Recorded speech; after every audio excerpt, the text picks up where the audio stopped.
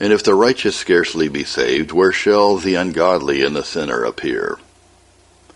It is true, then, that they are scarcely saved, even they who endeavor to walk uprightly in the ways of God. That is, the righteous, they are scarcely saved. This implies not any uncertainty or hazard in the thing itself as to the end, in respect of the purpose and performance of God, but only the great difficulties and hard encounters in the way, that they go through so many temptations and tribulations, so many fightings without and fears within. The Christian is so simple and weak, and his enemies are so crafty and powerful, the oppositions of the wicked world, their hatreds and scorns and molestations, the slights and violence of Satan, and worst of all, the strength of his own corruptions.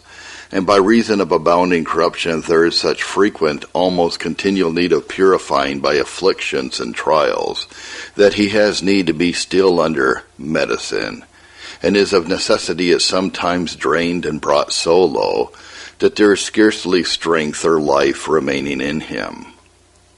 And truly all outward difficulties would be but manner of ease, would be as nothing, were it not for the encumbrance of lusts and corruptions within.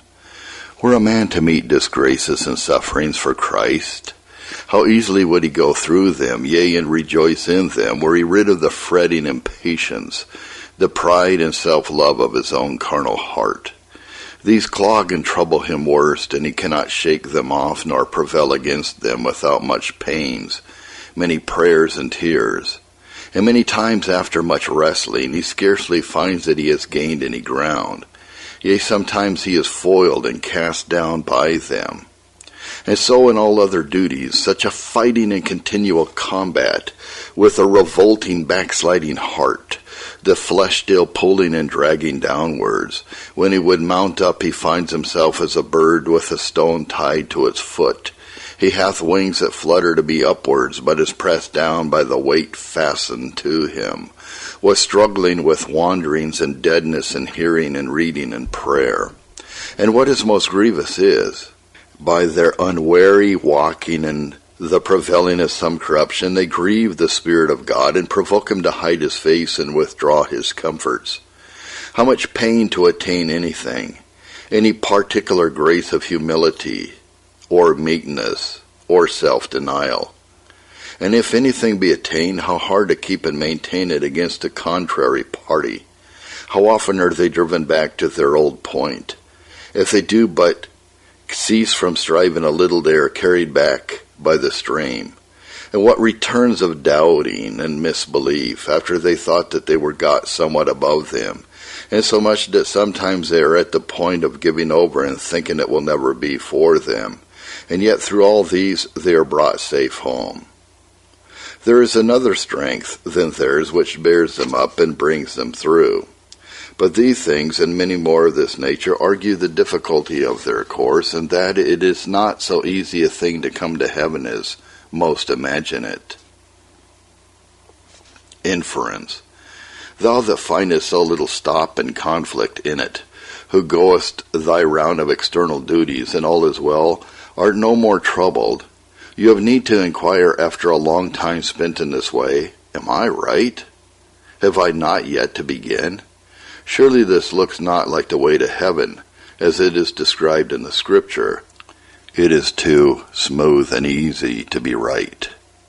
And if the way of the righteous be so hard, then how hard shall be the end of the ungodly sinner that walks in sin with delight?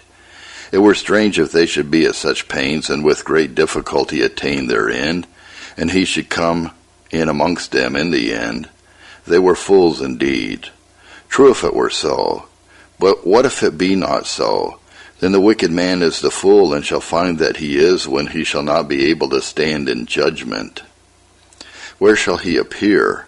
When to the end he might not appear, he would be glad to be smothered under the weight of the hills and mountains, if they could shelter him from appearing. And what is the aim of all this, which we have spoken or can speak on this subject, but that ye may be moved to take into deeper thoughts the concernment of your immortal souls? Oh, that you would be persuaded. Oh, that you would betake yourselves to Jesus Christ and seek salvation in him. Seek to be covered with his righteousness and to be led by his Spirit in the ways of righteousness. That will seal to you the happy certainty of the end and overcome for you all the difficulties of the way. What is the gospel of Christ preached for? What was the blood of Christ shed for? Was it not that by receiving him we might escape condemnation? Nay, this drew him from heaven. He came that we might have life, and that we might have it more abundantly. John 10:10.